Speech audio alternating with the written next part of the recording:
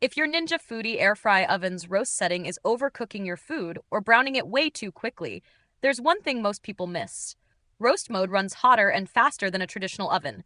That is by design. Step 1. Adjust your recipes.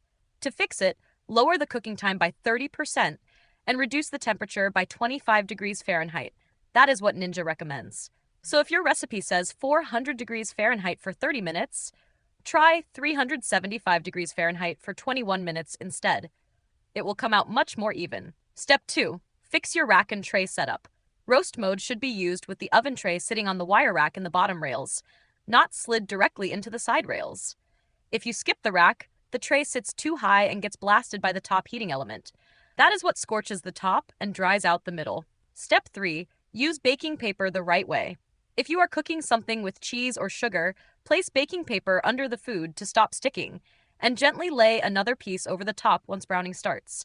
Just press the edges down lightly or let the food hold it in place so it will not blow into the heating element. I have linked the pre-cut sheets I use below. They are non-stick, flat, and sized for trays like this. Step 4.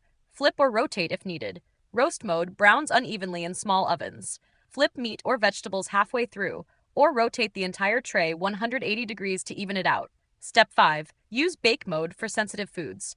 If you are making something like quiche, banana bread, or a cake, switch to bake mode. Roast is too aggressive and will brown the top long before the middle is done. If this helped stop the burning and get your dinner back on track, subscribe to No Filler Fixes for more fast appliance help. And if you need baking paper that fits the tray and will not curl up or burn, I have linked the ones I use below. Just lay it down and cook. Thanks for watching, and do not roast it like a regular oven.